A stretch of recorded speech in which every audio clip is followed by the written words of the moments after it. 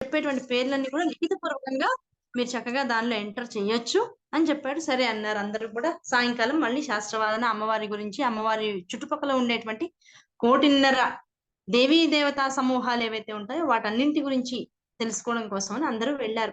కూర్చున్నారు పెన్లు పేపర్లు పట్టుకుని. 200 మంది కూర్చున్నారట. ఆయన సరిగ్గా తాను గంగ ఒడ్డున ఓ ప్రత్యేకమైనటువంటి స్థానాన్ని ఎంచుకుని, ఆ స్థానముని సరిగ్గా అన్నపూర్ణాదేవి మందిరం ఎటువైపు అయితే ఉంటుందో ఆ అన్నపూర్ణాదేవి మందిరం వైపు తన ముఖాన్ని, తన శరీరాన్ని అంతటిని కూడా కూర్చున్న భంగిమలో చక్క తిప్పి విశేషమైనటువంటి ముద్రని ఒక దాన్ని వేసి ఆ ముద్రతో అమ్మవారిని ఆవాహన చేసుకుని ఇంకంతే మాట్లాడడం మొదలెట్టాడు కళ్ళు మూసుకుని. ఇంకా ఎంత ఎంత అంటే ఇంక అమ్మవార్ల పేర్లు ఇంకా ఇది చెప్పింది అది చెప్పలేదు మళ్ళీ రిపీట్ చేశాడు అనే మాట లేకుండా వినేవాళ్ళకి విస్మయం కలిగేటట్లుగా ఇంకా ఆ 1,00,00,000 మంది నామాలు చెప్తూ వచ్చాట. ఆ 1,00,00,000 మంది నామాలు రాయడం అంత తేలిక, చెప్పడం అంత తేలిక కాదు, అసలు రాయడం అంతకన్నా తేలికైన విషయం కాదు. ఈయన చెప్పడం దేని వల్ల చెప్తున్నాడు అంటే అమ్మవారి యొక్క అనుగ్రహం వల్ల చెప్తున్నాడు. చెప్తూ కళ్ళు మూసిన కళ్ళు తెరవకుండా అలా అనర్గళంగా చెప్పుకుంటూ పోతూ ఉంటే రాసుకుంటున్న వాళ్ళు ఎవరైతే ఉన్నారో మొత్తం 200 మంది రాసి రాసి రాసి రాసి అలసిపోయారు. ఇంక ఎంతవరకు వచ్చేసారంటే బాబాయ్ ఇంక మా వల్ల కాదు రాయడం, ఈయన్ని మనం అందరం కూడా ఏకీకృతంగా ఓకే చేసేద్దాం, ఇంక మన వల్ల కాదు, హీ నోస్ ఎవ్రీథింగ్, అమ్మవారి అనుగ్రహంతో అన్ని చెప్పగలుగుతున్నాడు ఈయన, ఈ అబ్బాయిని ఇంకా మనం రాయలేము, ఇంక ఈ 1,00,00,000 మంది దేవతల పేర్లు ఇంకా 50 లక్షలు ఉన్నాయి, 1,50,000 లక్షలు అంటే అసలు మన వల్ల అవుతుందా, 1,50,000 అమ్మవార్ల పేర్లు అసలు మనం రాయగలమా అని ఎవరికి వాళ్ళు చేతులు ఎత్తేసారు. చేతులు ఎత్తేస్తే అయినా సరే ఈయన ఎక్కడ ఆగట్లా, వీళ్ళందరూ తర్జన పడుతున్నారు, నీరసపడిపోయారు, చేతులు నొప్పులు వచ్చేస్తున్నాయి, అసలు అయినా వీళ్ళంతా ఇంత మాట్లాడుకుంటుంటే కూడా ఆయన కళ్ళు తెరవట్లేదు, వీళ్ళకి సమాధానం చెప్పట్లేదు, ఆగట్లేదు, అంతా అనర్గళంగా చెబుతూ పోతుంటే అందులో ఆ రాసుకునేటువంటి వాళ్ళలో ఒక ఆయన ఉన్నారట, అమ్మవారి ఉపాసకుడు ఆయన కూడా. ఆయన కళ్ళు మూసుకుని అసలు ఏ శక్తితో ఈయన చెప్తున్నాడు అని కళ్ళు మూసుకుంటే అక్కడ మనకి బయట రూపము భాస్కర్ రాయల వారిది కనబడుతోంది, కానీ అంతర్గతంగా అమ్మవారు ఆయన ఎందు ఆవిష్కృతమై తానే తన యొక్క దేవీగణముల యొక్క పేర్లందరినీ కూడా చెబుతూ వచ్చేస్తుందిట. కనుక అక్కడ కూర్చున్నది ఇంకా భాస్కర్ రాయల వారు కాదు, ఎంత ఆవిడలో లయమైపోయాడు అంటే అమ్మవారిగా మారిపోయాడు. ఇంకా అమ్మవారిగా మారిపోయి అమ్మవారి యొక్క ప్రశస్తిని అంతటినీ కూడా ఇంతమందికి చక్కగా చెప్పగలుగుతున్నాడు. ఆ చెప్పగలుగుతూ వినగలుగుతూ రాసుకుంటూ ఉన్నటువంటి వాళ్ళలో ఇంకొంతమంది ఉంటారు. ఈయనేమో చూడగలిగాడు, అబ్బా అమ్మవారే కూర్చుందయ్యా ఇక్కడ, మనం భాస్కర్ రాయలు అనుకుంటున్నాం, కాదు కాదు, చాలా గొప్ప ఉపాసకుడైనా ఈయనకు నమస్కారం పెట్టి ఇంకా మనం వెళ్ళిపోవాల్సిందే తప్ప ఇంక ఈయన్ని ప్రశ్నించడానికి మనకి అర్హత లేదు, హక్కు లేదు, ఇంకా వదిలేసేద్దాం అనుకున్న తర్వాత ఇంకొకటి వచ్చాట కాస్త మూర్ఖ వచ్చి అడిగాడు, ఇవన్నీ నువ్వు చెబుతున్నావు బాగుంది, ఎలా చెబుతున్నావు, మధ్యలో నాకు వాదన వస్తోంది, ఎలా చెబుతున్నావు, నువ్వు చూసి ఉండాలి కదా, చూసి ఉండి కనుక నువ్వు చెప్పగలుగుతున్నట్లయితే ఆ ఆధారం మాకు కూడా కావాలి, నువ్వు ఊరికే పేర్లు చెప్తుంటే రాసుకోవడం గొప్పేం కాదు, మేము రాసుకుంటాం అంటే రాసుకోలేకపోతున్నారు కానీ కాస్త బిడియం పెట్టాలి, గట్టి పెట్టాలి కదా అవతల వాడిని కూడా, ఏదో మేము ఓడిపోయామని అంత తేలిగ్గా ఒప్పుకుంటే అంత మనసు ఒప్పదు కదా ఎవరికి కూడా. నువ్వు చెప్పడం బాగుంది, నువ్వు చెబుతున్నది మేము స్వీకరించడం కూడా బాగుంది, కానీ ఈ స్వీకరించడంలో కూడా నువ్వు దేన్ని దర్శించి మాకు ఇంత విపులంగా ఇన్ని విశేషాలు చెప్తున్నావో అమ్మవార్ల గురించి, ఆ అమ్మవార్లతో కూడుకున్నటువంటి ఆ అసలైనటువంటి త్రిపుర సుందరి యొక్క అవతారాన్ని నువ్వు చూసే ఉండాలి కదా, కనుక మాకు కూడా అవతార దర్శనం చేయిస్తే గాని మేము నిన్ను నమ్మము అని ఓ విషయం చెప్పారు.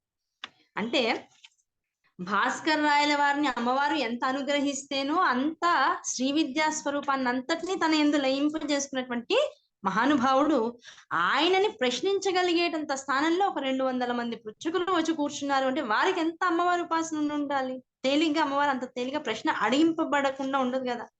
కనుక వారి గొప్పతనాన్ని కూడా అమ్మవారు స్వీకరించి వాళ్ళని ఉద్ధరించడం కోసం ఏం చేసేట, లేచి నుంచుని భాస్కర్ రాయల వారు ఒక అడుగు వేసి ఇప్పుడు ఇంతసేపు అమ్మవారి వైపున తిరిగి కూర్చున్నాడు, వీళ్ళు ఎప్పుడైతే అమ్మవారి దర్శనం చేయించమన్నాడో విశ్వేశ్వర స్థానం ఎటువైపు అయితే ఉందో ఆ విశ్వేశ్వర స్థానం వైపు తన భంగిమని మార్చాడు.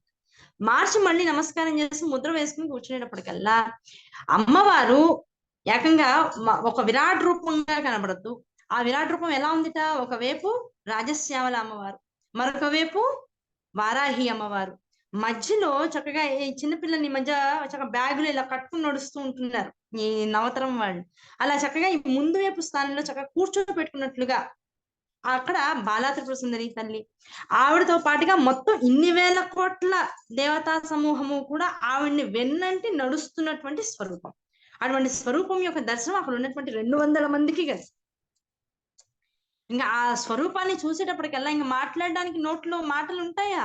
ఇంకా ప్రశ్నించడానికి ఇంకేమైనా ప్రశ్న గుర్తొస్తుందా? గుర్తు రావడానికి అవకాశం లేదు. ప్రశ్నలన్నింటికీ మించిన జవాబు దొరికింది. అసలు జవాబులన్నింటికీ మించినటువంటి తత్వసారం అంతా కళ్ళ ముందు ప్రత్యక్షమైంది. అటువంటి ప్రత్యక్షమైనటువంటి విరాట్ స్వరూపాన్ని దర్శించేటప్పటికల్లా వీళ్ళందరూ అసలు మరలా మాట లేకుండా నమస్కార ముద్రలో ప్రణమిల్లిపోయి అమ్మవారి ముందు సాష్టాంగం పడిపోయారు. అలా నడుచుకుంటూ అమ్మవారు వెళ్ళిపోయి అయ్యవారిలో లయమైపోయింది.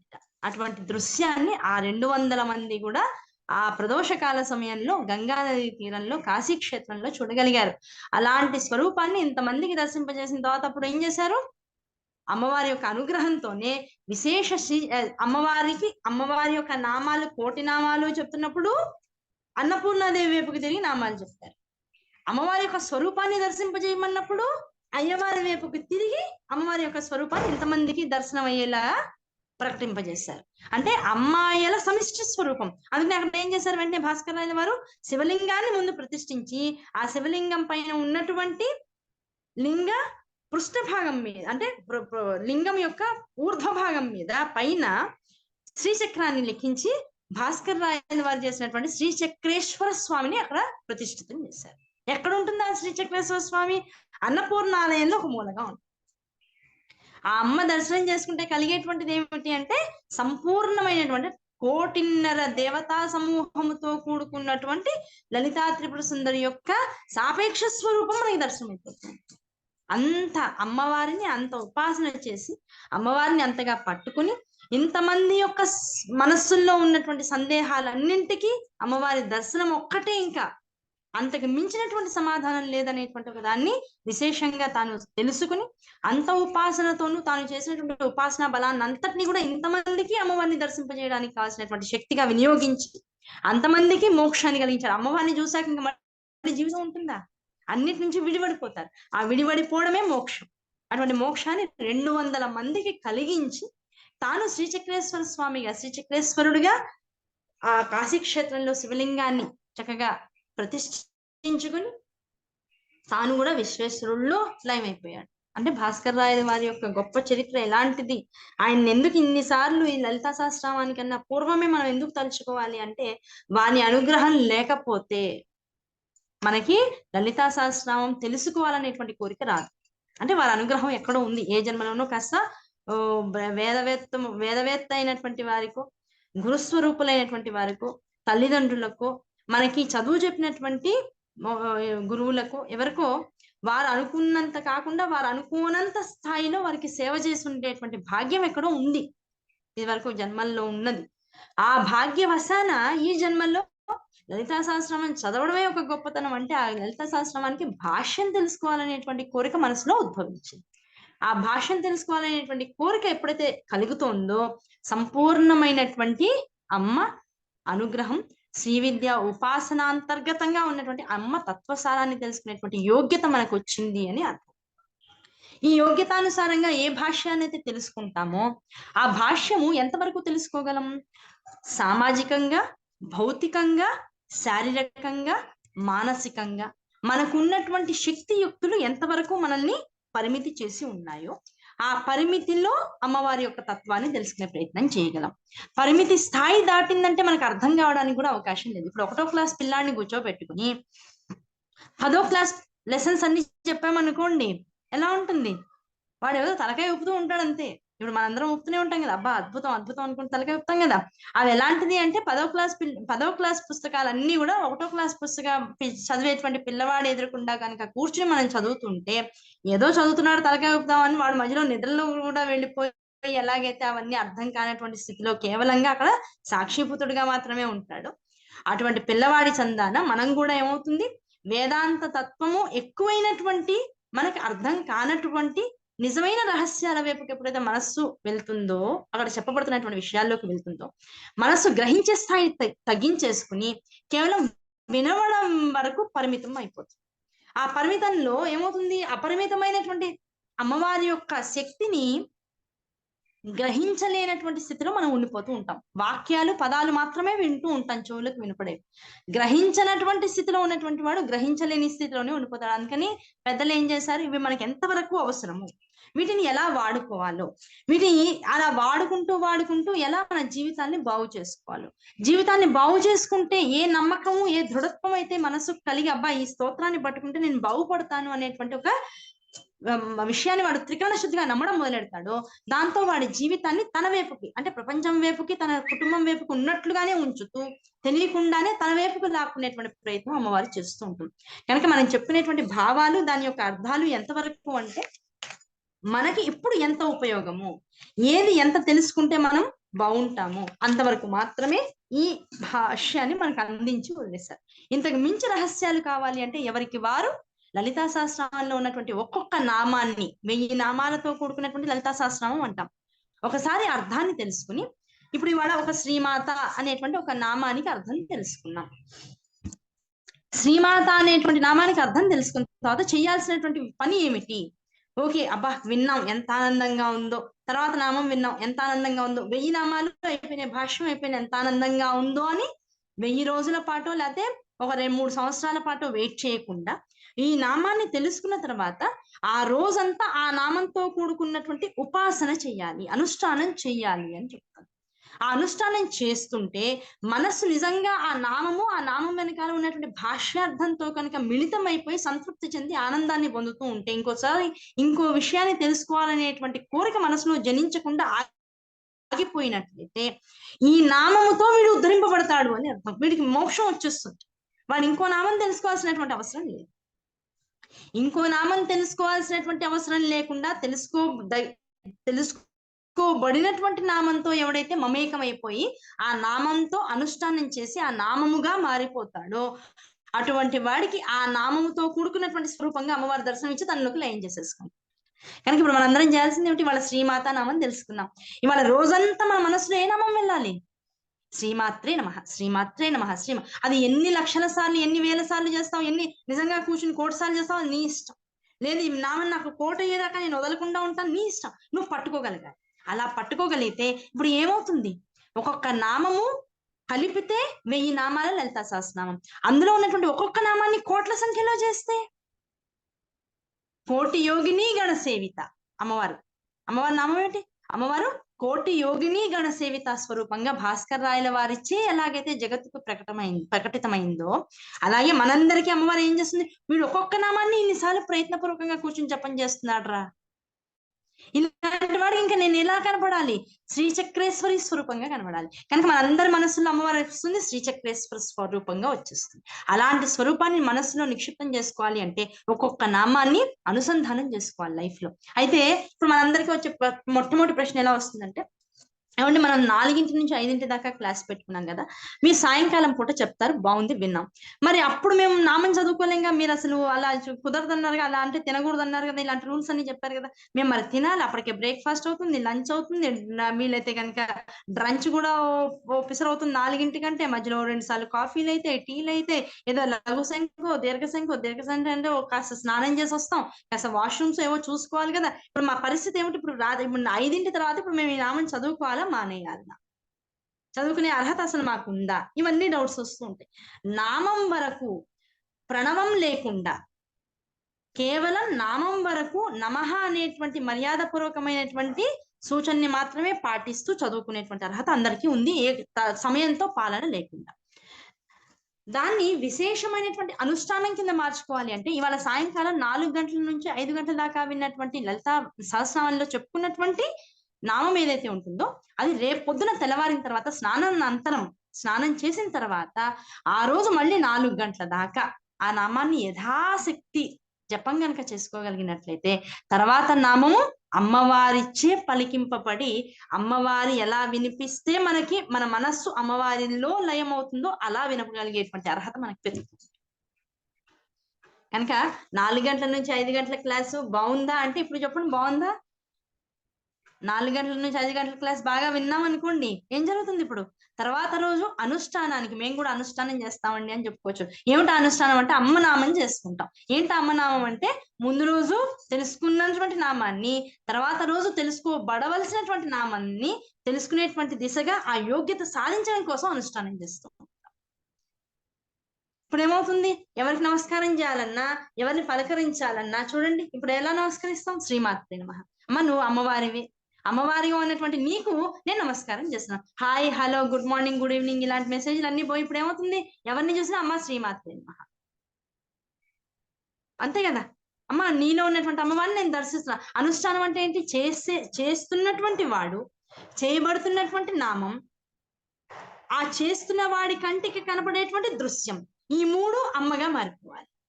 ధ్యాన ధ్యాతృ ధ్యేయ స్వరూపం. అవునా కదా? ఆ ధ్యాన ధ్యాతృ ధ్యేయం మొత్తం 3 ఒకటైపోతే వీడు చూసేటువంటి ప్రపంచం నెమ్మదిగా అది సంకల్పంతో చేస్తావు. నేను చదువుతున్నాను అంటే నాలో అమ్మవారు ఉందిట, ఆల్రెడీ చెప్పారు. ఆ నాలో ఉన్న అమ్మవారిని చైతన్య స్వరూపంగా నేను తెలుసుకోవడం కోసం నామాన్ని పట్టుకున్నా, జపం చేస్తున్నా. నామాన్ని జపం చేస్తున్న వాడను, అమ్మను నా యందు కలిగి ఉన్నటువంటి వాడును, జగత్తుని అమ్మగా దర్శించే ప్రయత్నం చేస్తున్నా. ఆ జగత్తుని అమ్మగా దర్శిస్తూ నేను అమ్మగా మారుతూ అమ్మ నామాన్ని నిరంతరం పఠిస్తూ ఎప్పుడైతే ఉంటామో ఇప్పుడు ఏమవుతుంది? సర్వం కల్విదం బ్రహ్మ, అంతా అమ్మమయమే, బ్రహ్మమయమైపోతుంది. ఆ బ్రహ్మమయమైనటువంటి జగత్తులో నేను ఇప్పుడు నామం చేసినా బ్రహ్మమే, నేనుగా ఉన్నా బ్రహ్మమే, నామం చేయకుండా ప్రశాంతంగా కూర్చున్నా బ్రహ్మమేగా. ఆ బ్రహ్మం అనేటువంటి స్థాయికి వెళ్ళాలి అంటే ఇంత అనుష్ఠానం ఉండాలి.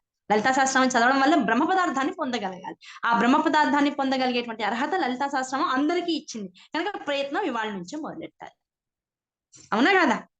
ఈ చేద్దాం అనిపిస్తుందా వద్దనిపిస్తుందా? బాబాయ్ మళ్ళీ తలకాయ నొప్పి వచ్చిందిరా బాబాయ్, ఇవిడ మళ్ళీ మొత్తం ఇన్నాళ్ళు చెప్పింది ఒక రకం అయితే ఇప్పుడు మళ్ళీ కొత్త పద్ధతిలో చెప్తోంది, మళ్ళీ ఇప్పుడు జపం అంటుందిరా నాయన, అయిపోయింది. ఇంకా మళ్ళీ ఓ 2-3 ఏళ్ల పాటు ఇంకా ప్రపంచం కనబడదు. ఇంకా మనకి 1000 నామాలంటే 1000 రోజుల పాటు ప్రయత్నం చేయాలి. సంవత్సరానికి ఎన్ని రోజులు ఉంటాయండి? 365 రోజులు ఉంటాయి. ఇలా 1000 నామాలు చేయాలంటే 3 ఏళ్ల సమయం పడుతుంది అని అంటే ఇప్పుడు చూడండి, 3 ఏళ్ల అంటే మనం రోజు ఒక 25 నిమిషాల్లో చదవగలిగేటువంటి లలితా సహస్రనామము నిజంగా సంపూర్ణ అనుగ్రహాన్ని మనకి ఇవ్వాలి అంటే 3 సంవత్సర కాలాలు పడుతుంది. అవునా కదా? 3 సంవత్సరాల పాటు అనుష్ఠానం చేయగలిగితే ఒకసారి లలితా సహస్రనామం చదివినట్లు అవుతుంది. ఇలాంటి లలితా సహస్రనామాన్ని 3 ఏళ్ల పాటు శ్రమించి కనుక పట్టుకోగలిగినట్లయితే అలాంటి వాడు ఇప్పుడు ఎవరవుతాడు? భాస్కర్ రాయలు అంతటి వాడు తర్వాత విషయం. అసలు భాస్కర్ రాయల వారిని ప్రశ్నించినటువంటి మూకం ఉంది కూడా ఇక్కడ. ఆ 200 మందిలో కనీసం కూర్చోగలిగేటువంటి అర్హత మనం పొందుతాం. ఆ 200 మందిలో కూర్చోగలిగితే ఇప్పుడు అర్హత ఏమిటి? భాస్కర్ రాయల వారిచే కోటి యోగిని గణ సేవితా స్వరూపాన్ని దర్శించగలిగేటువంటి అర్హత మనకు వస్తుంది. అలా చూడగలిగితే వీళ్ళందరూ ఈయన కన్నా ముందు వెళ్ళిపోయారు అయ్యవారిలోకి లయమవడానికి. ఇప్పుడు ఏది బాగుంది? మనల్ని మనం 200 మందిలోకి తెచ్చేసుకోవాలి అంతే. ఆ 200 మందిలో మనం ఉన్నాం అనేటువంటి స్థితిని మనం పొందాలి. ఆ పొందడం కోసం అమ్మవారు ఓహో ఇప్పుడు మనకు అర్థం అవ్వాలి. అబ్బో ఇప్పుడు ఈ జన్మ ఎందుకు వచ్చిందంటే ఇన్ని ప్రవచనాలు విన్నా, ఇన్ని రకాలు విన్నా అసలు లలితా సహస్రనామం యొక్క గొప్పతనం ఇప్పుడు అర్థమైందండి.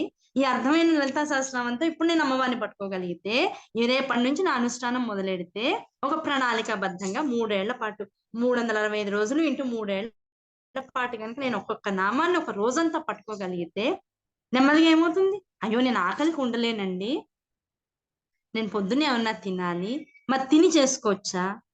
మీరు అసలంటూ అమ్మవారి ముందు శరీరాన్ని వదిలేసేసి అమ్మ ఈ శరీరం నీ తల్లి, దీనికి ఏదో రకరకాల సమస్యలు వచ్చాయని అంటున్నారు, నీ పేరు చెప్పుకుని నేనేదో జపం చేయడం మొదలెడుతున్నా. ఆకలి నువ్వే, పానీయము నువ్వే, తాగాలనిపించే వాంఛ నువ్వే, తాగేవాడు నువ్వే, అన్ని నువ్వే అయినప్పుడు ఇది నీ పెంచాలన్నా నువ్వే, ఇది తగ్గించాలన్నా నువ్వే కదా. కనుక నేను మొదలెడుతున్నా, నాకు టైంకి పడాల్సిన ఏవో టాబ్లెట్లు ఉన్నాయి, మందులు ఉన్నాయి, అవి చేసుకోవాలి అంటే లోపలికి ఆహారం పోవాలి. కనుక ఆహారం వేస్తున్నా, ఇది వేసినా, ఇవన్నీ నువ్వు స్వీకరించు, నాకేమీ లేవు, అంతా నువ్వే. కనుక అలా నువ్వు స్వీకరించేసి అని మనకి ఆవిడకి వదిలేసేసి నా మాత్ర కూడా ఇవాళ నుంచి కొత్త పద్ధతి ఏంటంటే బ్రేక్ఫాస్ట్ ఆరోగ్యం కోసం తింటున్నాం, బ్రేక్ఫాస్ట్ అమ్మవారికి ఒకసారి చూపించి వేసేసుకున్నాం లోపల. తర్వాత ఏం చేయాలి? వాళ్ళ నుంచి టాబ్లెట్ ఏదో ఉంటుంది కదా, అది కూడా అమ్మవారికి ఒకసారి నైవేద్యం పెట్టేయండి. నైవేద్యం పెట్టేసి అమ్మ ఇగో ఇది కూడా నీకే నైవేద్యం, ఇప్పుడు నేను ఈ టాబ్లెట్ వేసుకుంటున్నా, ఇప్పుడు ఏమవ్వాలి? ఇందులో చెడు నువ్వు తీసు, మంచిది ఉంటే నాకు అది ఇచ్చే. ఇప్పుడు టాబ్లెట్ లో ఏదైనా చెడు ఉంది, టాబ్లెట్ వేసుకోవడం వల్ల చెడు ఉంది, అసలు టాబ్లెట్ వేసుకోవడమే చెడు అనుకున్నాం అనుకోండి, ఈ టాబ్లెట్ నువ్వు తీసేసుకో, నాకున్న సారాన్ని నాకు ఇచ్చేసి, అప్పుడు ఆరోగ్యం మనం అంత అవుతుంది, చేసే శక్తి మనకు వస్తుంది, అనుష్ఠానం ఎక్కడా తినకుండా జరుగుతుంది. అంత ఆ సంకల్పాలు ఎలా ఉండాలి అంటే, ఏదో నేను బాగుండాలి, మా పిల్లలు బాగుండాలి, మా అల్లుడు బాగుండాలి, వాడికి ఇంకో 4 ప్రమోషన్లు రావాలి, ఓకే, ఆ కోరికలు ఎలాగో ఉంటాయి. అసలు కోరిక ఏమిటయ్యా, ఇవన్నీ కొన్నాళ్ళు ఉంటాయి, తర్వాత పోతాయి. ఆ సుఖానుభూతి ఎప్పటికీ నిలిచిపోదు. అసలు సుఖం ఏమిటి అంటే అమ్మవారి పాదాలు పట్టుకోవడం, త్రికరణ శుద్ధిగా. ఎలా అండి పట్టుకోవడం? అయ్యో ఇది పద్ధతి. ఈ పద్ధతిలో నువ్వు పట్టుకొని చూడవయ్యా, నీకు కోటి యోగిని గణ సేవితా స్వరూపాన్ని దర్శింపజేయడానికి భాస్కర రాయల వారు 1000 నామాలతో కూడుకున్నటువంటి భాష్య గ్రంథంతో రెడీగా ఉన్నారు. నువ్వు తెలుసుకోవడం ఒక్కటే మిగిలిపోయింది. నీ జీవితంలో ఇప్పటికి ఎన్నాళ్ళైంది? 47 ఏళ్ళు గడిచిపోయింది. ఒక్కొక్కళ్ళకి కొన్ని సంవత్సరాలు గడిచిపోయింది. కొందరికి 20 ఏళ్ళు, 30 ఏళ్ళు, 40 ఏళ్ళు, 60 ఏళ్ళు దాటిన వాళ్ళు ఉన్నారు. అయ్యో ఇంత జీవితం వృధాగా వెళ్ళిపోయింది కదా. ఇప్పుడు లెక్క పెట్టుకుని 3 ఏళ్ళు జాగ్రత్తగా ఉంటే ఇంకో జన్మలో ఇంకో 60 ఏళ్ళు వృధాగా పోవాల్సిన అవసరం లేకుండా జీవితం వెళ్ళిపోతుందిగా. చాలదా? అవునా కదా? కనుక ఇటువంటి సంకల్పం గనక మనసులో జనిస్తే ఇది అసలైనటువంటి సంకల్పం. ఇటువంటి సంకల్పంతో ముందుకు వెళ్తే ఏం జరుగుతోంది? ఈ లలితా త్రిపుర సుందరి దేవి నోట్లోంచి వచ్చినటువంటి లలితా సహస్రనామం, లలితా స్వరూపంలో నోట్లోంచి వచ్చింది అంటే ఆ నోటికి అధిష్టాన దేవతలు ఇందా చెప్పుకున్నాం, వసిన్యాది వాగ్దేవతలు అన్నాం. ఆ వసిన్యాది వాగ్దేవతల ద్వారా జగత్తుకి అందించబడినటువంటి లలితా సహస్రం. ఎప్పుడు వచ్చిందండి లలితా సహస్రం? ఈ మధ్య చాలా వైరల్ అయినాయి ఆ కథలన్నీ కూడా. ఒకప్పుడు విశేషమైనటువంటి ప్రవృత్తి కలిగినటువంటి ఒక బండుడి యొక్క జననం జరిగింది. ఆ బండుడు ఎలా పుట్టాడు? పార్వతీదేవి పరిణయం ఆడడం కోసం, కళ్యాణం చేసుకోవడం కోసం శివుడు కైలాసంలో కూర్చుని విశేషంగా తపస్సు చేస్తూ ఉన్నాడట. కైలాసంలో అంటే అర్థం ఏమిటి? హిమాలయాల్లో కూర్చుని తపస్సు చేస్తూ ఉన్నాడట. ఆ తపస్సు చేస్తూ ఉంటే ఈయన ఏకాడికి కళ్ళు తెరవట్లేదు. పార్వతీదేమో 8 ఏళ్ల పిల్ల. తొందరగా వీళ్ళిద్దరు పరిణయం జరిగితే వాళ్ళిద్దరి ద్వారా ఒక పిల్లవాడు పుడితే ఆ పిల్లవాడి ద్వారా శత్రు సంహారం, రాక్షస సంహారం జరగాలి. అది లేట్ అయిపోతున్న కొద్దీ జగత్ అంతా కూడా విధ్వంసం అయిపోతుంది, ఇబ్బంది పడిపోతుంది. ఎక్కడా కూడా జరగవలసినటువంటి క్రతువులు, యజ్ఞయాగాది క్రతువులు జరగట్లేదు, తపస్సులు జరగట్లేదు, ఏమీ జరగట్లేదు. జగత్ అంతా అల్లకల్లోలం అయిపోతుంది. అధర్మమైనటువంటి విషయాలు ఎక్కువగా ప్రబలిపోతూ ఉన్నాయి. దాంతో భయపడిపోయి అమ్మవారు ఏం చేసింది, మొత్తం దేవతలందరూ ఏం చేశారు, ఇలా అయితే ఎక్కడ అయ్యేది కాదు మన పని, ఈయన ఏకాడికి కళ్ళు తెరవట్లేదు, లోకం అంతా ఈ లోపల వెళ్ళిపోతుంది ఆయనలోకే, కనుక ఈయన కళ్ళు ఎలాగలా తెరిపించాలి అని కాముడు మన్మధుడి యొక్క సహాయాన్ని అర్థించారు. అర్థించి ఏం చేశారు? అయ్యా నువ్వు ఎదురుకుండా నుంచో. అమ్మవారిలా నడుచుకుంటూ అయ్యవారి సేవలోకి వచ్చే సమయం వచ్చేటప్పటికల్లా చక్కగా ఓ బాణం తీసి ఆయన మీద వేసేసి కళ్ళు తెరుస్తాడు. ఏదో తగిలిందనగానే ఏం చేస్తాం మనం? మామూలుగా కళ్ళు తెరుస్తాం. ఆ కళ్ళు తెరిచేటప్పటికల్లా ఎదురుకుండా అమ్మవారు ఉంటుంది. అమ్మవారిని చూశాడా ఇద్దరు ఒకటైపోతారు, ఇబ్బంది ఏమీ లేదు. కనుక నువ్వు ఈ ప్రయత్నం చేయమని కాముడిని పంపించారు. ఆయన నుంచున్నాడు. పాపం ఆవిడ రాగానే బాణం వేద్దామని నుంచున్నాడు. వేసేటప్పటికల్లా ఏమైంది? ఆవిడ వస్తోంది, ఇంకా సందు తిరగకుండానే ఇప్పుడు కొద్దిగా అహంకారం వచ్చింది. అహంకారం వచ్చి ఓహో దేవతలందరికీ ఇప్పుడు నేనే ఇప్పుడు దిక్కు, నేను బాణం వేయకపోతే ఇప్పుడు శివుడు కళ్ళు తెరవడు, నా పాదాక్రాంతం అయిపోయింది మొత్తం స్వర్గలోకం అంతా, దేవలోకం అంతా అనేసి చికించిత అహంకారం పడి ఏం చేశాట, ఆవిడ వస్తోంది అనుకునే దానికి కొన్ని క్షణాల ముందే బాణాన్ని వదిలేసేసాడు. వదిలేస్తే ఏదో నెమ్మదిగా చల్లగా ఏదో ఒంటికి తగిలింది మెత్తగా పుష్ప బాణాలని చెప్పి మెత్తగా కళ్ళు తెరిచాడు. అయినా నా తపస్సుని భంగం చేసేటువంటి వస్తువు ఏదో నా శరీరానికి తగిలింది, అది అహంకారంతో కూడుకుంది అనేటువంటి విషయం అర్థం అవగానే తాను ఏమాత్రం డిస్టర్బ్ అవ్వకుండా పైన ఉన్నటువంటి 3వ కన్నుకి ఆజ్ఞని ఇచ్చేసాట. ఆజ్ఞాగరంధ్రం తెరుచుకున్నప్పుడు ఏమైంది? ఎదురుకుండా ఉన్నటువంటిదంతా కూడా భస్మీపట్నం అవ్వాలి. కనుక ఎదురుకుండా ఉన్నటువంటి కాముడు అంటే మన్మధుడు దహనం అయిపోయాడు. ఆ దహనం అయిపోయేటప్పటికల్లా దేవతలందరూ బిత్తడిపోయాడు. అయ్యయ్యో ఏమిటి, మనం ఒకటి తలిచాం, భగవంతుడు ఇంకోటి తలిచాడు, ఇలా జరిగింది ఏమిటి అనుకుని బాధపడిపోయి ఎవరికి వాళ్ళు సద్దుమణిగిపోయారు. అమ్మవారు పార్వతీదేవిని లోపల నారదుడు వచ్చి తీసుకెళ్లిపోయాడు. అమ్మాయి వాళ్ళ కాదులే, అయ్యాగా ఆయన ఏదో కాస్త విపరీతమైనటువంటి ధోరణిలో తపస్సులో భంగిమ మార్చాట, చుట్టూతా అగ్ని ఉందిట, ఇవాళ మనం ఇంటికి వెళ్ళిపోదామని పార్వతీదేవిని తీసుకుని ఆయన వెళ్ళిపోయాడు. ఇలా ఎవరికి వాళ్ళు సద్దుమణిగిపోయారు. అంతా సద్దుమణిన తర్వాత ఇప్పుడు మిగిలిపోయింది ఏమిటి? మొత్తం జగత్తులో తెల్లగా రాశీభూతమైనటువంటి మన్మధుడి యొక్క బూడిదతో కూడుకున్నటువంటి ఒక కుప్ప.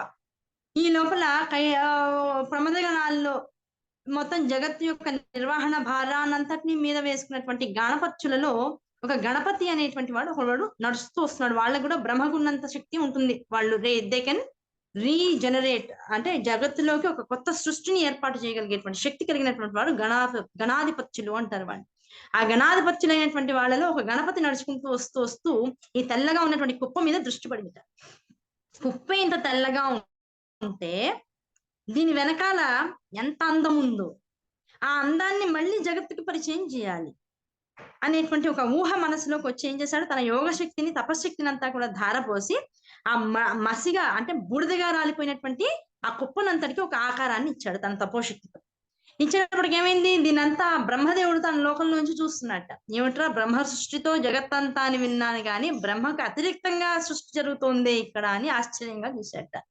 ఈ లోపల ఏమైపోయింది, ఉగ్రత్వాన్ని అంటే శివుడిలో ఉన్నటువంటి తామసికమైనటువంటి క్రోధం వల్ల జనించినటువంటి అగ్నిచే దహింపబడినటువంటి కుప్ప కనుక ఆ కుప్ప యందు ఆ తామసిక లక్షణాలతో కూడుకున్నటువంటి మహోగ్రమైనటువంటి కోపము క్రోధం బాగా ఉండిపోయింది.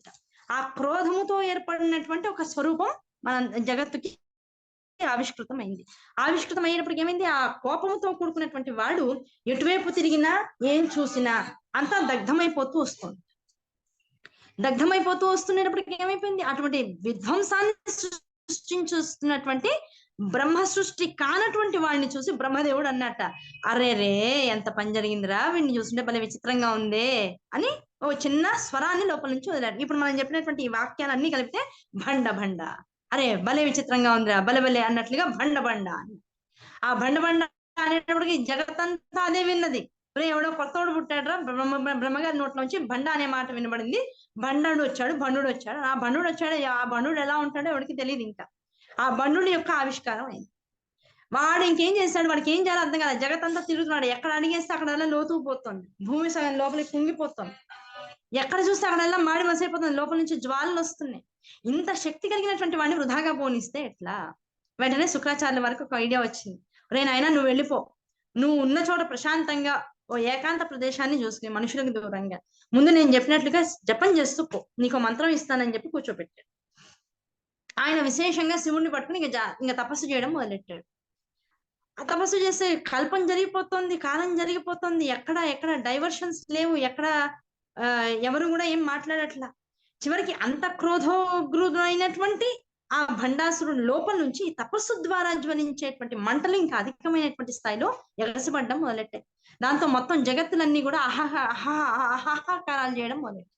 అయ్యా మాడిపోతున్నాను స్వామి, ఇప్పటికైనా వాడెవడో తపస్సు చేస్తున్నాడు, వాడికి ఏమన్నా అనుగ్రహించి వాడి కోరికలన్నీ తీర్చేసి మమ్మల్ని అందరినీ రక్షించండి, లేకపోతే ఆ తపోగ్నిలో మేమందరం భస్మమి పట్లం అయిపోయేటట్టుగా ఉన్నామని అందరూ కూడా శివుడి దగ్గరికి వెళ్ళిపోయారు. శివుడి దగ్గరికి వెళ్ళిపోతే ఆయన అన్నాడు, అయ్యా ఆయన తపస్సు చేస్తోంది నా గురించి కాదు కనుక నా దగ్గరికి వచ్చి లాభం లేదు, వెళ్ళవలసింది ఎవరి దగ్గరికి, ఆయన ఎవరి కోసం తపస్సు చేస్తున్నాడో ముందు అది అనుకోండి ఉన్నారు. ఎవరైతే ఆయనకి నామకరణం చేశారో ఆయన గురించి తపస్సు చేస్తున్నాడు. ఎవడయ్యా ఆయన అంటే బ్రహ్మదేవుడు. బ్రహ్మగారి గురించి భండాసురుడు తపస్సు చేస్తున్నాడు. తపస్సు చేస్తున్నప్పుడు ఆ విషయం తెలుసుకుని అందరూ బ్రహ్మలోకానికి వెళ్ళారు. అయ్యా స్వామి మీరు వెంటనే ప్రత్యక్షం అవ్వాలి, ఆయనకి ఏదో ఒకటి అనుగ్రహించాలి, లేకపోతే ప్రపంచం అంతా కూడా బూడిదైపోయేటట్లుగా ఉంది, మీరే మాకు దిక్కు, అన్యథాశరణం నాస్తి అన్నారు. వెంటనే బ్రహ్మదేవుడు అన్నారు, అసలు నా గురించి తపస్సు చేసేవాళ్ళే తక్కువయ్యా బాబు, ఏదో అప్పుడప్పుడు దొరుకుతూ ఉంటాడు, వీడు నా గురించి చేస్తున్నాడా, ఇప్పుడు నేను వెళ్ళిపోతానని చెప్పేసి గబగబా భండాసురుడి దగ్గరికి వెళ్ళిపోయాడు. అయ్యా నీ ముందు ప్రత్యక్షమయ్యా, నీకేం కోరికలు ఉన్నాయో అడుగు అన్నాడు. ఆయన కళ్ళు తెరిచాడు. తెరవంగానే ఏమన్నాడు, స్వామి 2 కోరికలు, ఇంతసేపు నేను ఎవరి వల్ల పుట్టానో నాకు తెలియదు, ఆ పుట్టినటువంటి వాడి శక్తిలో కనీసం పావు వంతు శక్తి అయినా నాకు వచ్చేయాలి. అంటే ఇప్పుడు ఎవరి శక్తి రావాలి, శివుడి శక్తులన్నీ రావాలి. ఎవరి నుంచి పుట్టానో తెలియదు కదా వాడికి, శివుడిలో ఉన్న సగం శక్తులు రావాలి. సగం శక్తి అంటే ఏమొస్తాయి, ముందు తామసికమైనటువంటి శక్తులే వస్తాయి. ముందు ఎదుటి వాడిని భస్మి పట్లం చేయగలిగే శక్తి వీడికి వచ్చేసింది, అప్పటికే ఉంది. ఇప్పుడు బ్రహ్మగారి అనుగ్రహంతో ఇంకాస్త వచ్చింది. నా ఎదురుకుండా ఇప్పుడు ఎవరున్నారో ఆయనలో ఉన్నటువంటి సంపూర్ణ శక్తి నాకు కావాలని దండం పెట్టుకున్నాడు. ఇప్పుడు ఎదురుకుండా ఎవరున్నారు, బ్రహ్మగారు ఉన్నారు. ఆ బ్రహ్మగారు చేయగలిగేది ఏంటి, సృష్టి అంతా చేయగలుగుతాడు. ఆ సృష్టి చేయగలిగే శక్తి భండాసురుడిలో కూడా వచ్చేసింది. అంటే ప్రతి సృష్టి చేయగలిగేటువంటి శక్తిని పొందేశాడు. అంటే సృష్టి చేయగలడు, దాంతో పాటు నాశనం కూడా చేయగలడు. ఈ 2 శక్తుల్ని పొందేసేసాడు. పొందేసి ఏం చేసేసాడు, అయ్యా ఇప్పుడు కళ్ళు తెరవాలని ఉంది అన్నాడు. దాంతో బ్రహ్మగారికి వస్తే మాయమైపోయాడు. ఇప్పుడు నేను ఎదుర్కొన్నా అంటే ఇప్పుడు బూడిదయ్యేది ఎవరు, తానే. అందుకని వెంటనే ముందు ఆయన మాయమైపోయేటప్పటికి అమ్మయ్య ఇప్పుడు శక్తులన్నీ వచ్చేసాయి. అందున మహోగ్రమైనటువంటి తపస్సు ద్వారా శరీరం అంతా అసలే ఆ ఉక్కు శరీరం, ఆ ఉక్కు శరీరం ఇప్పుడు ఏమైపోయింది, అగ్నిగుండంలాగా రగులిపోతూ ఎవరి దృష్టి దాని మీద పడినా, ఈయన దృష్టి ఎవరి మీద పడినా ఆ ఇద్దరికి నాశనం ఒక్కటే, ప్రళయాంతం అయిపోతుంది. దాంతో అంత శక్తి కలిగిన వాడే మొత్తం అసురులందరికీ కూడా ఆధిపత్యాన్ని వహించేశాడు. ఎప్పుడైతే ఇంత శక్తి పొందాడు భండుడు అనే విషయం తెలిసిపోయింది శుక్రాచార్యుల వారికి, వెంటనే మొత్తం రాక్షస లోకానికి అంతటికి కూడా భండుణ్ణి రాజ్యం చేసేసాడు. అసురులకి రాజు అయ్యాడు కనుక ఇప్పుడు ఏమయ్యాడు, భండాసురుడు అయ్యాడు. ఆయన ఏం చేశాడు, ఇంకా ఆ రోజు నుంచి మొత్తం జగత్తులన్నింటినీ కూడా తన కాలి కింద పెట్టేసుకుని నలిపేశాడు. మొత్తం యక్ష గంధర్వ కిన్నెర కింపురుష మొత్తం అందరూ ఎన్ని గణములైతే మొత్తం దేవతాగణాలు ఊర్ధ్వలోకాల్లో ఉంటాయో అన్ని గణాలు, అలాగే పాతాళం దాకా ఉన్నటువంటి అధోలోకాలు అన్నిటినీ తన చేతి కింద పెట్టేసేసుకుని ఏకఛత్రాధిపత్యంతో మొత్తం 14 భువనాలని కూడా ఏలడం మొదలెట్టేశాడు. ఇవంతా ఈ 14 భువనాలు ఎందులోనే ఒక విశ్వంలో ఉన్నాయి. ఆ 14 భువనాన్ని ఏలడం మొదలెట్టేశాడు. ఆ విశ్వంలో ఉన్నటువంటి బ్రహ్మ విష్ణు మహేశ్వరులు, ఆ విశ్వంలో ఉన్నటువంటి మునులు, ఆ విశ్వంలో ఉన్నటువంటి వాళ్ళందరూ, వీళ్ళందరికీ పెద్ద ఇబ్బంది వచ్చి పడింది. ఈ భండుడు ఏం చేస్తున్నాడు, సృష్టి చేయగలుగుతున్నాడు, నాశనం చేయగలుగుతున్నాడు. దాంతో పాటు వాడు అడిగిన మర్మమైనటువంటి కోరిక ఏమిటంటే, నా ఎదురుకుండా ఎవరైతే ఉంటాడో వాడిలో ఉన్నటువంటి చేతనాశక్తి అంతా కూడా నాకు వచ్చేయాలి అని కోరుకున్నాడు కదా. వాళ్ళలో ఉండే శక్తులన్నీ నాకు వచ్చేయాలని కోరుకున్నాడు. దాంతో ఏమైపోయింది, ఎవరు నిలిస్తే, ఇప్పుడు మహర్షి వచ్చి శాపం ఇద్దామని నుంచున్నాడు. ముందు ఆ శాపం ఇచ్చే లోపల ఆయనలో ఉన్న సగం శక్తి ఈయనకి వెళ్ళిపోతుంది. ఆయన యోగ శక్తి అంతా ఈయనలోకి ట్రాన్స్ఫర్ అయిపోతుంది. ఆ యోగ శక్తి అంతా ట్రాన్స్ఫర్ అయిపోయాక ఇంకా మిగిలింది తొత్తే కదా, శరీరమే కదా. ఇంకా అవతల వాడు ఏం చేయలేకపోతున్నాడు.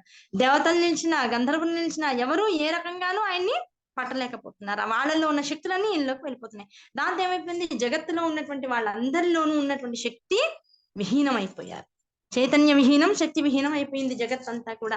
యజ్ఞాలు లేవు, యాగాలు లేవు. ఎందుకంటే యజ్ఞం చేయాలంటే మంత్రం రావాలి, యాగం చేయాలంటే దానికి కావాల్సిన క్రతువులకి ఓపిక ఉండాలి. ఓపిక లేదు, శక్తి లేదు, విద్య లేదు, అంతా వాడికి వెళ్ళిపోయింది. దాంతో ఏమైపోయింది, ఎవరూ ఏమీ లేదు, ఎక్కడ నృత్యము లేదు, చైతన్యం లేదు, ఒక ఆనందం లేదు, నవ్వు లేదు, పునఃసృష్టి లేదు. ఇంకా సృజింపబడే వాళ్ళందరూ రాక్షసులే సృజింపబడుతున్నారు, రాక్షస తత్వంతోనే ఉన్నారు, తామసిక గుణాలతో నిండిపోయి ఉన్నారు. అంతే తప్ప మనుషులకి, మునులకి, మహర్షులకి, ఈ గణముల వారి లెవెల్కి కూడా ఇంకా ముందు అవకాశం లేకుండా ప్రతి వాళ్ళు కూడా నిర్వీర్యం అయిపోయారు, చైతన్య విహీనం అయిపోయి ప్రతి వాళ్ళు కూడా ఇబ్బంది పడుతున్నారు. అలాంటి సమయంలో విష్ణుమూర్తికి అనిపించింది, ఇంకా ఈ జగత్తుని ఆదుకోకపోతే, ఇప్పుడు ఏదో ఒక సొల్యూషన్ చేయలేకపోతే ఇంకా మన వశం తప్పిపోతుంది అని ఏం చేశారు, వెంటనే కొంతమంది మహర్షులు, మునులు, దేవతలు ఎవరైతే ఆ భండుడి యొక్క కంటి నుంచి తప్పించుకుని తిరుగుతున్నారో వాళ్ళందరినీ ఏకీకృతం చేసుకుని కైలాసం వెళ్ళారు. వెళ్ళి ఏం చేశాడు, అక్కడ ఉన్నటువంటి పరమశివుడికి నమస్కారం చేశాడు. అయ్యా, నీ తపస్సులోంచి బయటికి రా, ఇదంతా నీ వల్లే జరిగింది యాక్చువల్ గా, అవునా కదా.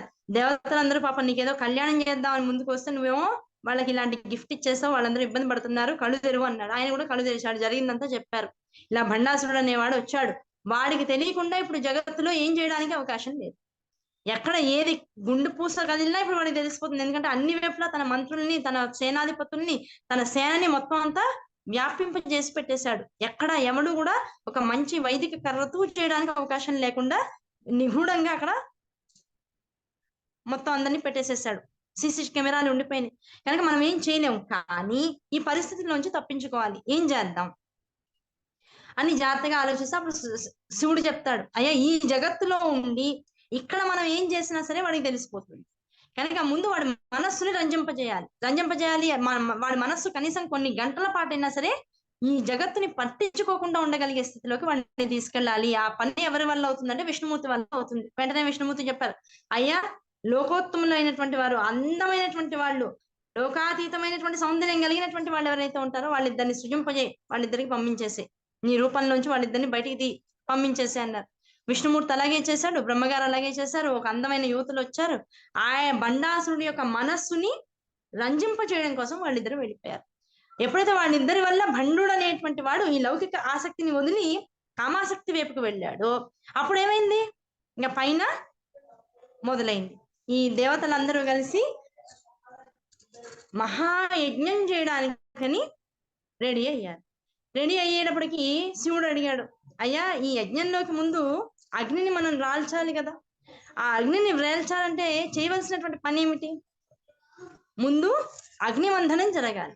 అగ్నిమంథనం జరగాలంటే ఏం జరగాలి, దానికి వేదంతో కూడుకున్నటువంటి మంత్ర ఉచ్చారణ చేయాలి. అవన్నీ జరగాలి అంటే వాడికి వెంటనే వినపడుతుంది. మనం ఇంత ప్రయత్నం చేస్తే ఏదో ఒక క్షణంలో వాడి మనసు మన వైపుకి వచ్చేటువంటి అవకాశం ఉంటుంది.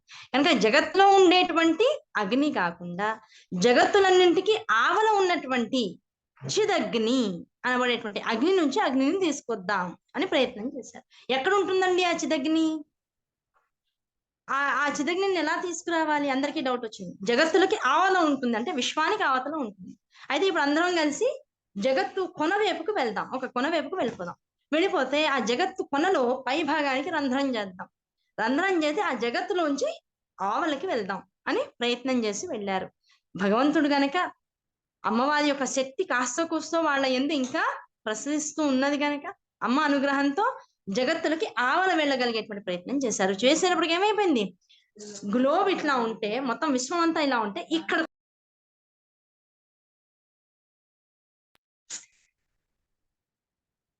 జగత్తులన్నింటికి ఆవల వెళ్ళిపోయి ఇక్కడ నుంచి చూస్తున్నారు, టిప్పు భాగంలో చూస్తున్నారు. అప్పుడు ఎలా ఉంది ఈ జగత్తు? అమ్మో ఇదే గొప్పదండి, అతల వితల సుతల తలాతల రసాతల మహాతల పాతాళాలు, భూహు భువహ సువహ మహా జనహ తపోలోకాలు సత్యలోకాలతో కూడుకున్నటువంటి మహావిశ్వం అని చెప్పుకుంటున్నాం.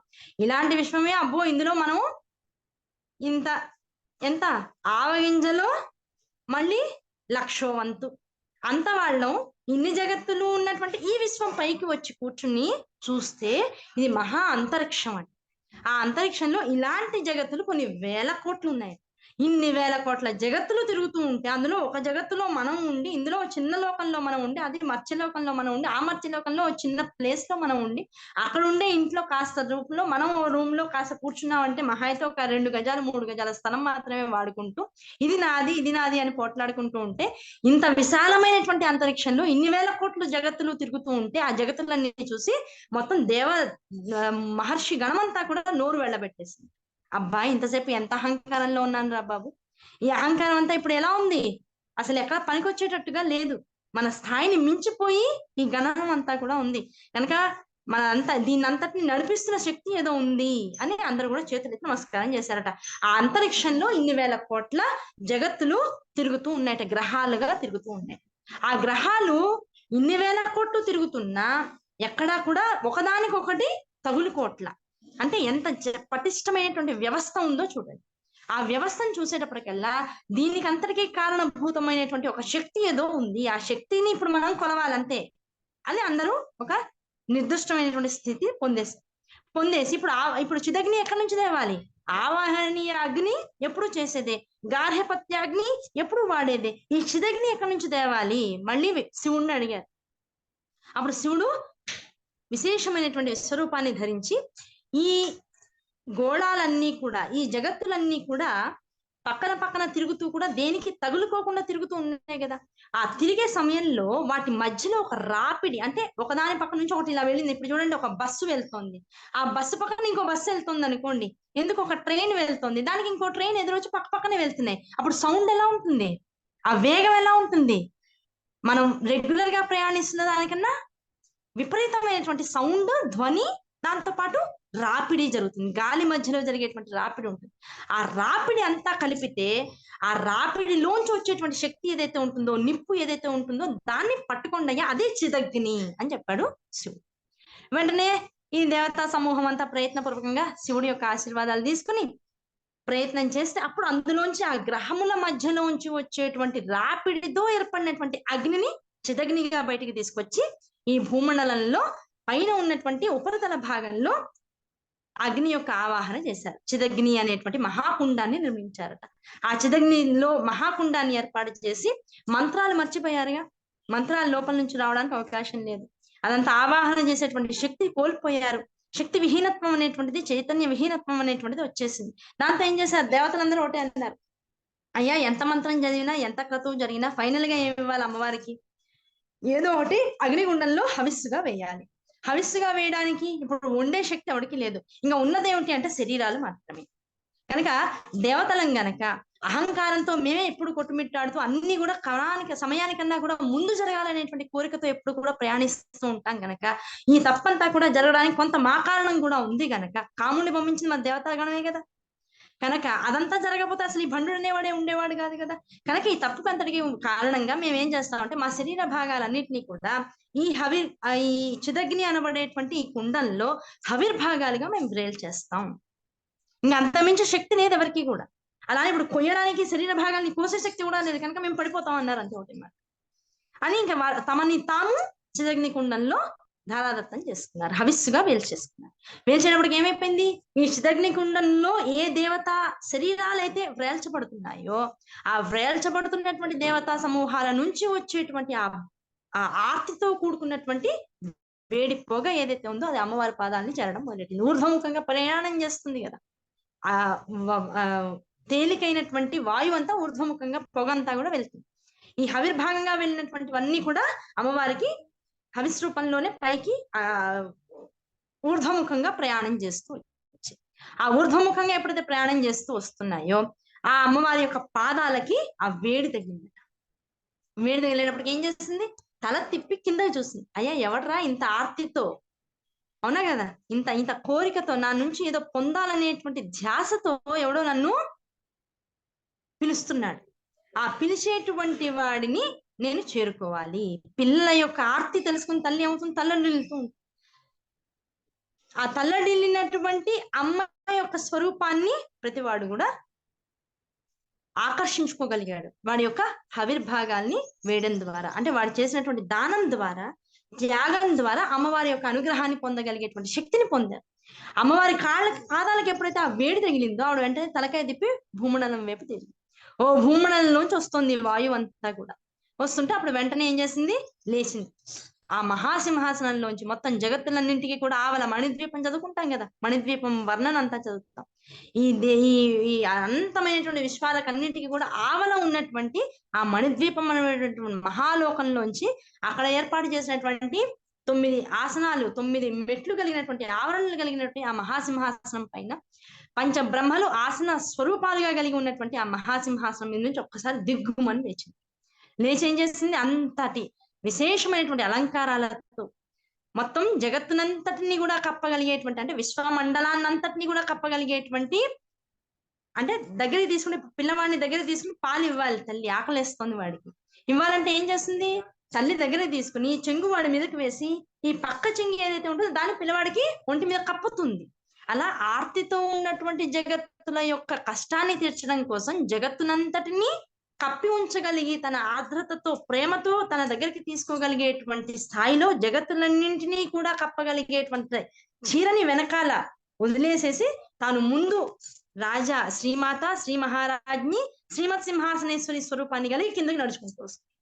ఒక్కొక్క అడుగు నడిచి కిందకు వస్తూ ఉంటే ఆ చిదగ్ని కుండంలోంచి వైబ్రేషన్స్ మొదలైనవి. మనం వేసినటువంటి హవిర్భాగాలకి ఆనందించినటువంటి తల్లి ఏదో ఒక శక్తి, ఆవిడ తల్లిని కూడా ఇంకా ఎవరికి తెలియదు, అంత మేధాశక్తి లోపల లేదు. లోపల నుంచి వైబ్రేషన్స్ వచ్చి భూమి కంపించినట్లయి చిదగ్ని గుండంలోంచి ఇంతసేపు వ్రేల్చబడినటువంటి హవిర్భాగాలలోంచి చితుకులు పైకి లేవడం మొదలెట్టాయిట. మనం భోగినాడు గనక పెద్ద భోగి మంట వేస్తే అందులోంచి చితుకులు ఎలాగైతే పైకి వేల్చబడుతూ ఉంటాయో అట్లా అమ్మవారు ఆవిష్కృతం అయ్యేటువంటి పూర్వం ఇలాంటి చితుకులన్నీ బయటకు వస్తూ ఉన్నాయట. అది చూసి అక్కడ ఉన్న వాళ్ళందరూ భయకంపితులైపోయి, బాబోయ్ మనం దేనికోసం చేసాం, ఏమొస్తుంది బాబోయ్ అని చెప్పేసి మళ్ళీ దండాలు పెడుతూ కూర్చున్నారు ఉన్న వాళ్ళందరూ. అందులోంచి వచ్చింది, ఎలా వచ్చింది, చిదగ్నికుండ సంభూత దేవకార్య సముద్యత ఉజ్జద్భాను సహస్రాభ చతుర్బాహు సమన్విత రాగస్వరూప పాసాఢ్య క్రోధాకారాంకుశోజ్వల మనోరూపేక్షుకోదండ పంచతన్మాత్ర సాయక నిజారుణ ప్రభాపూర మజ్జద్ బ్రహ్మాండ మండల. ఇలా అమ్మవారు ఎలా వచ్చింది, ముందు కిరీటం పైన ఉన్నటువంటి బిందు స్థానం, కిరీటం ఇలా ఉంటుంది కదా కోన్లాగా, అందులో ముందు బైంధవ స్థానం పైకి వచ్చింది. ఆ బైంధవ స్థానం చూడంగానే అంతసేపు ఏ మేధ అయితే పనిచేయలేదో, ఏ బుద్ధి అయితే నశించిందో ఆ బుద్ధి మళ్ళీ అక్కడ ఉన్నటువంటి వాళ్ళందరికీ ప్రచోదనం ఉందిట. బిందు త్రికోణ వసుకోణ దశారగ్మ మన్వస్త్ర నాగదళ షోడశ పత్రయుక్త వృత్త త్రేంచ ధరణి సదన త్రేంచ శ్రీచక్ర రాజ ఉదిత పరదేవతాయా. అమ్మవారి యొక్క స్వరూపంలో ఆ బైంధవ స్థానాన్ని చూడంగానే అబ్బో బిందు త్రికోణ స్వరూపిణి మన ముందుకు వస్తోంది అని అందరూ కూడా సాష్టాంగ దండ ప్రణామం మొదలెట్టారు సాట. బిందువు పైకి వచ్చింది, త్రికోణం వచ్చింది, 3 వైపులా ఉన్నటువంటి త్రికోణం బయటకు వచ్చింది. ఆ త్రికోణం బయటకు వచ్చిన తర్వాత చతుర్బాహువులు బయటకు వచ్చాయి. బిందు త్రికోణ వసుకోణ చతుర్బాహు సమన్విత చిదగ్నికుండ సంభూత చతుర్బాహు అంతే కదా. ఆ చిత్రగ్నికొండల్లోంచి చతుర్బాహువులతో 4 బాహువులతో ఉన్నటువంటి అమ్మవారి యొక్క చతురస్రాకార మండలం బయటకు వచ్చిందట. అదైన తర్వాత అమ్మవారి యొక్క వక్షస్థలం నుంచి కింద ఉన్నటువంటి మధ్యకూటమి కామరాజ కూటమితో కూడుకున్నటువంటి విరాట్ రూపం దర్శనం ఇచ్చింది. అమ్మవారి యొక్క దర్శనం చేసుకోవడానికి ఏమైంది, వీళ్ళందరిలో ఇంతసేపు శరీరాన్ని వ్రేల్ చేశారు, శరీర భాగాల్ని వ్రేల్ చేశారు, వాళ్ళందరికీ మళ్ళీ ఆ శరీరాలన్నీ కూడా పునః ప్రతిష్ఠితం అయిపోయింది. వాళ్ళందరూ సకలమైనటువంటి అవయవాలతో, దృఢమైనటువంటి అవయవాలతో, ఇంతసేపు ఉన్నటువంటి ఆ నిశ్చేతన స్థితి లేదు, ఆ నిశ్చేతనంలోంచి చేతనంలోకి వచ్చేసారు.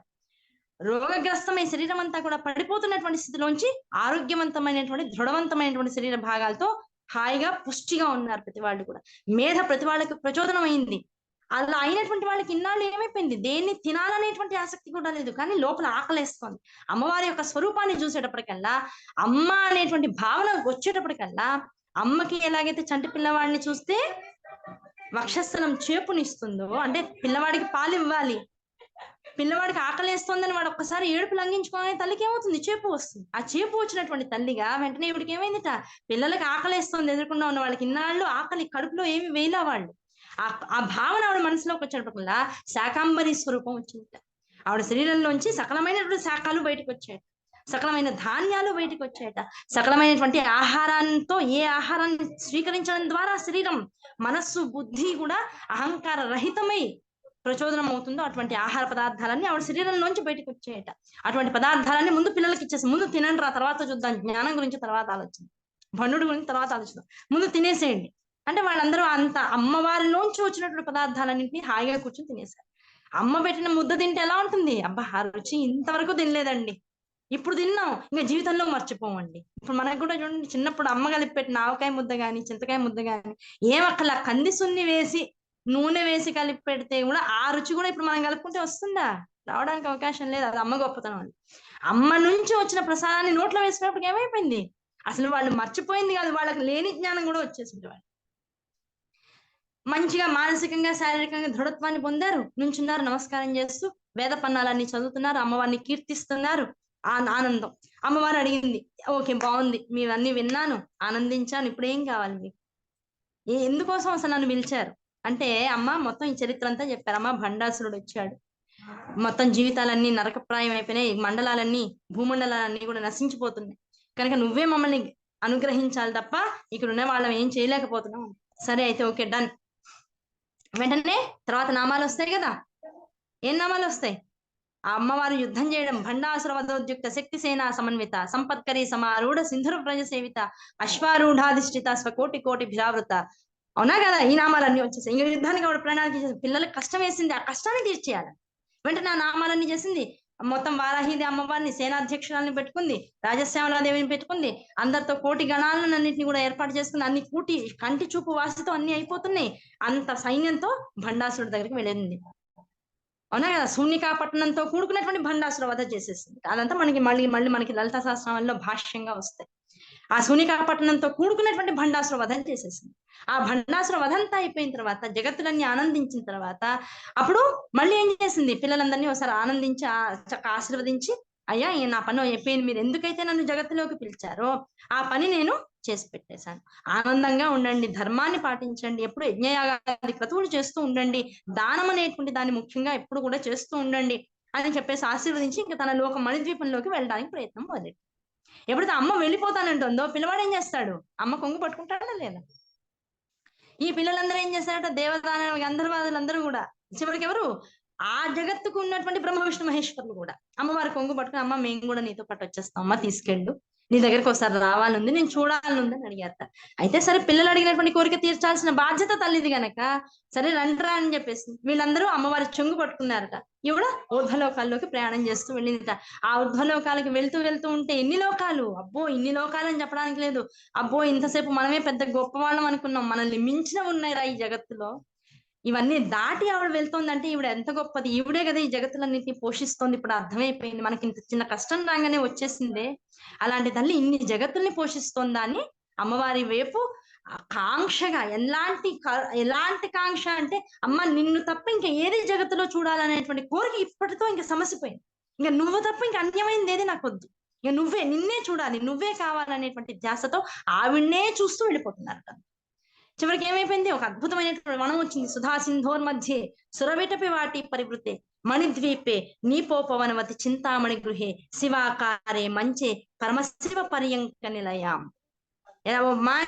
పెద్ద పాల సముద్రం వచ్చిందిట. ఆ పాల సముద్రం మధ్యలో ఒక విశేషమైనటువంటి ద్వీపం ఉందిట.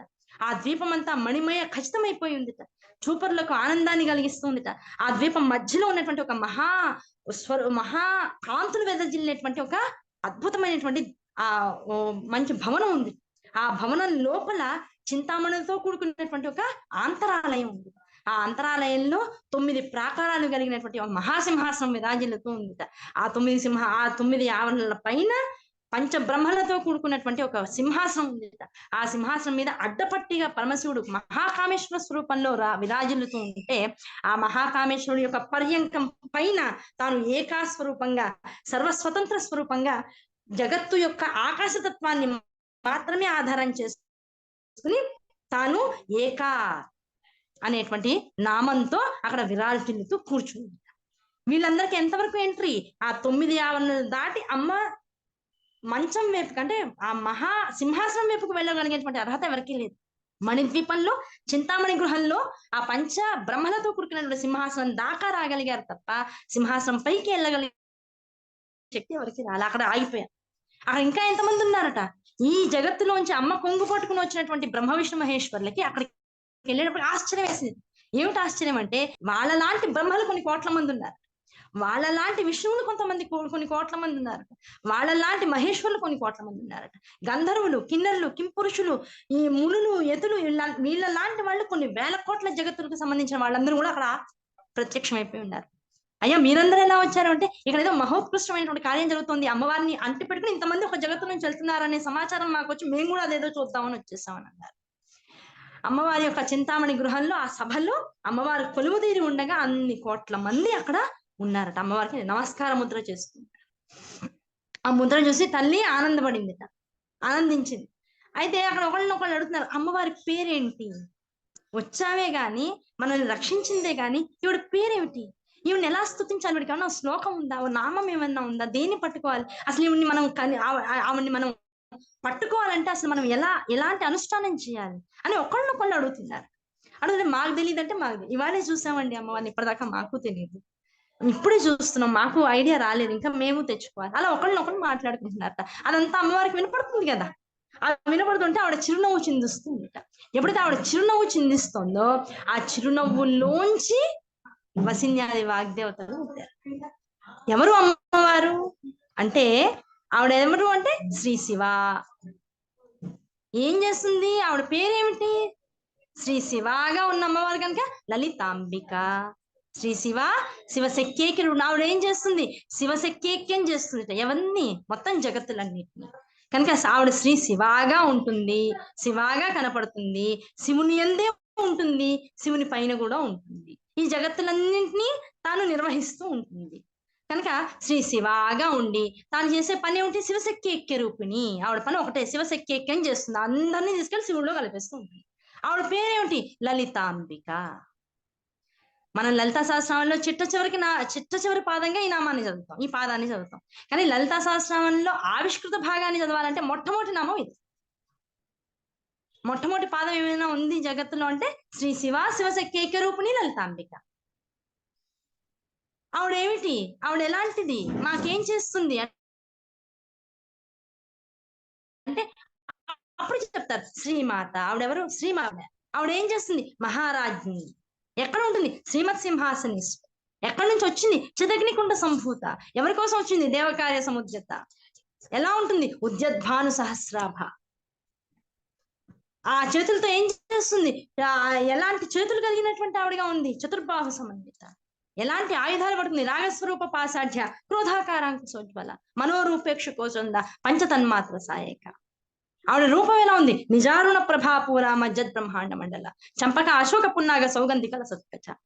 కురువింద. ఆవిడ రూపాన్ని, లావణ్య రూపాన్నంతా మనకి కళ్ళ ముందు చూపిస్తారు. ఇలాంటి పూలు పెట్టుకుంటుంది, ఇలాంటి అలంకారం చేసుకుంటుంది, ఇలాంటి బొట్టు పెట్టుకుంటుంది. ఆవిడ కళ్ళు ఇలా ఉంటాయి, ఆవిడ గుడ్లు ఇలా ఉంటాయి, ఆవిడ కనుబొమ్మలు ఇలా ఉంటాయి, ఆ కింద ఉన్నటువంటి బుగ్గలు ఇలా ఉంటాయి, చంపలు ఇలా ఉంటాయి, ఆ నాసిక దండం ఇలా ఉంటుంది, దాని కింద ఉన్నటువంటి పెదవులు ఇలా ఉంటాయి, ఆ పెదవుల లోపల ఉన్నటువంటి దంతాలు ఇలా ఉంటాయి, ఆ దంతాల మధ్యలో ఉన్నటువంటి నాలుక అలా ఉంటుంది. అమ్మ సరస్వతి నదీ స్వరూపం లాలాజలంగా ఆవిడ నోట్లోనే ఉంటుంది, అంతర్వాహిని ఆవిడ. అలాంటి రూపాన్ని వేసుకుని జగత్తునందరినీ కరుణామృత సాగరంలో ముంచెత్తడానికి లలితాంబికగా జగత్తులోకి వచ్చింది అని వసిన్యాది వాగ్దేవత అమ్మవారి గురించినటువంటి మొత్తం విశేషం అంతా చెప్తూ వచ్చారు. ఆ విశేషం అంతా విన్నవాళ్ళు ఎవరు? బ్రహ్మ విష్ణు మహేశ్వరులతో కూడుకున్నటువంటి హయగ్రీవాదులు. మొత్తం విష్ణుమూర్తికి ఎన్ని అవతారాలు ఉన్నాయో అన్ని అవతారాలు అక్కడ ప్రత్యక్షమైనవి. బ్రహ్మకి ఎన్ని జన్మలు ఉన్నాయో అన్ని పురులతో కూడుకున్నటువంటి వాడు అన్ని రూపాలతోనూ వచ్చి అక్కడ ఉన్నాడు. మహేశ్వరుడు ఎన్ని చేతులు గలవాడో అన్ని విభూతులతోనూ అక్కడికి వచ్చి నిల్చున్నాడు. వీళ్ళతో పాటు అన్ని దేవతా సమూహాలు వచ్చాయి, అన్ని గంధర్వ కిన్నెర కింపురుషాదులు వచ్చారు. జగత్తులో ఎంతమంది మహర్షులుగా ఎంతమంది మునులుగా ఉన్నారో వాళ్ళందరూ వచ్చారు, ఎంతమంది రాజర్షులు ఉన్నారో వాళ్ళందరూ వచ్చారు. ఇటువంటి వారందరూ కూడా లలితా సహస్రనామాన్ని విన్నారు. విని ఏం చేశారు? అమ్మవారు చెప్పింది, ఈ లలితా సహస్రనామాన్ని పట్టుకోండి, దీన్ని మీ లోకాల్లో ప్రచారం చేయండి. దీన్ని గట్టిగా పట్టుకున్న వాడు ఏం పొందుతాడు? అనంతమైనటువంటి సుఖాన్ని, ఆనందాన్ని, మోక్షాన్ని పొందుతాడు. అది నేను అనుగ్రహిస్తాను వాళ్ళందరికీ కూడా. కనుక చూడడం వలన ఆనందాన్ని కలిగించేది, ఆ స్పర్శ మాత్రం చేత అనుగ్రహాన్ని కలిగించేది, ఇవన్నీ కలిగినటువంటి వారిచ్చే ఏ నామాలైతే జగత్తులోకి ఇవ్వబడ్డాయో ఆ నామాల్ని స్మరించిన మాత్రము చేత ఈతి బాధలన్నింటినీ కూడా నశింపచేసి శివశక్యేకం చేసుకోగలిగేటువంటి అద్భుతమైనటువంటి కారుణ్య రూపిణి లలితాంబిక. కనుక ఆ తల్లి నామాలు తెలుసుకుంటున్నాము అంటే ఆ లలితావిర్భావ స్వరూపాన్ని, ఆ ఘట్టాన్ని తెలుసుకోవాలి, ఒకసారి స్మరించుకోవాలి. ఏ నామం వచ్చినా ఈ నామం అమ్మవారి ఆ నవ్వులోంచి వచ్చింది కదా, ఓ చిరునవ్వు నవ్వింది అమ్మ, ఆ చిరునవ్వులోంచి కదా ఈ నామం వచ్చింది. ఆ చిరునవ్వులోంచి ఓ నామం రాగలిగిందంటే ఇప్పుడు నామం మనకు కూడా ఆ నవ్వునే ఇవ్వాలి కదా. ఆ నవ్వు మనిషి ఎప్పుడు నవ్వుతాడు? ఆనందం కలిగినప్పుడు నవ్వుతాడు. అంటే ప్రతి నామం ఆనందం కోసమే వచ్చింది. ఆ విషయం ఎప్పుడైతే మనకు అర్థమైపోతుందో, లలితా సహస్రనామం అంటే ఇప్పుడు ఏమిటి? ఆనంద లహరి, అంత ఒకటే మాట.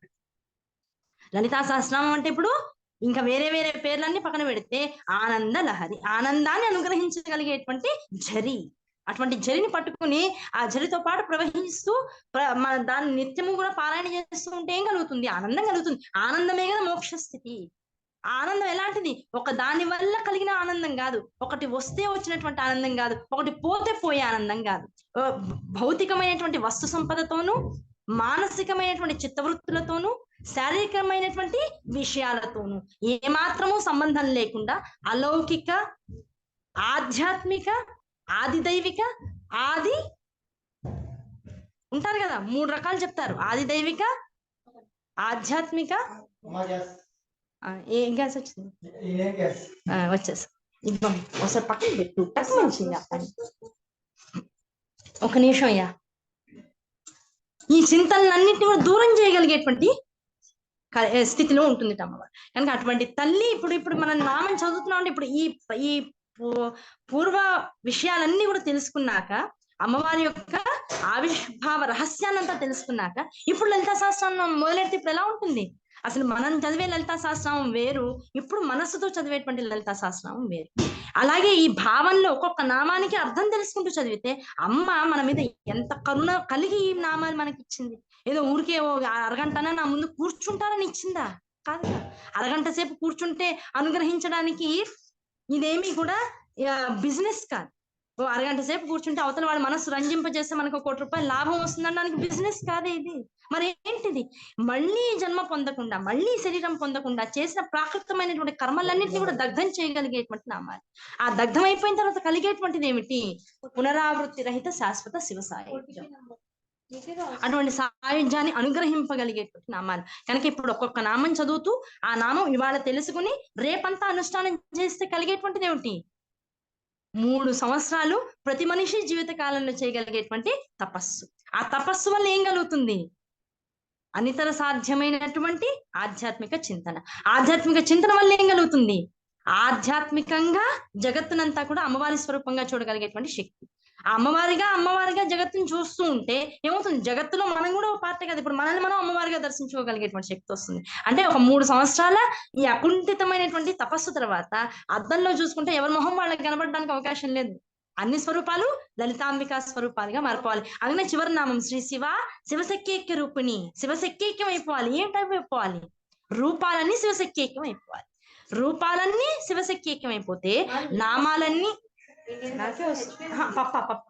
మామూలు మెసేజెస్ లో ఉంటుంది. పప్ప పెట్టిన మెసేజెస్ ఎప్పుడైతే రూపాలన్నీ శివశక్తి అయిపోయినాయి, నామాలన్నీ శివశక్తి అయిపోయినాయి, జగత్తంతా శివశక్తి అయిపోయింది, ఇంకా మిగిలిన వాడు ఎవడు? శివుడు ఒక్కడే. ఆ శివుడు చేసే పనులన్నీ చూసేది ఎవరు? శివుడు సాక్షిభూత పరమేశ్వరి. ఇంకా మిగిలింది ఎవరు? శివశక్తి ఆయుక్తో ఎది భవతి శక్త ప్రభావం. అదే మొత్తం లలితా శాస్త్రం. కనుక అటువంటి లలితా శాస్త్రం ఆ గొప్పతనాన్ని తెలుసుకుంటేనే లలితా శాస్త్రంలో నా పర్సులు ఉన్నాయి. ప్రతిదీ అడుగుతా, అక్కడ పర్సు ఉంది కదా, ఎర్ర పర్సు. కనుక ఆ లలిత శాస్త్రాన్ని తెలుసుకుని ఒక్కొక్క నామానికి ఉన్నటువంటి అర్థాన్ని, ఆ వివరణని తెలుసుకునే పూర్వం ఈ మాత్రం మనసులు లయమైతే లలితాంబికలో ఆ తెలుసుకోబడవలసినటువంటి విషయాలన్నీ కూడా ఆనందాన్ని కలిగిస్తాయి. రేపు సాయంకాలం అమ్మ వారి యొక్క లలితా శాస్త్రంలో పూర్వపీఠిక, ఆ హయగ్రీవ స్వామి ఎవరైతే అమ్మవారి నుంచి ఈ నామాలన్నీ తెలుసుకున్నారో ఆయన నుంచి అగస్త్య మహాముని, కుంభ సంభవుడు అనబడేటువంటి అగస్త్యుడు ఎట్లా ఈ నామాల్ని స్వీకరించాడు, శిష్యుడుగా గురువు నుంచి ఎలా స్వీకరించాడు, ఎటువంటి వినమ్రతతో, ఎటువంటి శ్రద్ధాళువై హయగ్రీవ స్వామిని ఇవన్నీ కూడా అడిగాడు, ఆయన ఎంత శిష్యుడి మీద ప్రేమతో ఇవన్నీ అనుగ్రహించాడు, ఆ అనుగ్రహిస్తూ ఎటువంటి సలహాలు ఇచ్చాడు, ఎలా చదవమని చెప్పాడు, ఎలా అమ్మవారిని పట్టుకుంటే నువ్వు ఉద్ధతిని పొందుతావని చెప్పాడు, ఇవన్నీ పూర్వపీఠికలో ఉంటాయి. అవన్నీ రేపు మొదలెట్టుకుని రేపటి నుంచి ఒక 2 రోజులు పడుతుంది పూర్వపీఠిక అయ్యేటప్పటికి. ఆ తర్వాత ప్రధాన భాగంలోకి వెళ్దాం. ఏమా మళ్ళీ రేపు సాయంకాలం జరిగేటువంటి లలితా శాస్త్రమ భాష్య సాధనలో మళ్ళీ అందరం కూడా మళ్ళీ కలుద్దాం. మళ్ళీ సాయంకాలం 6 నుంచి 7 దాకా సౌందర్యలహరి, ఇవాళే మొదటి క్లాస్ మొదలవుతుంది, మళ్ళీ రీస్టార్ట్ అవుతుంది కొత్త బ్యాచ్.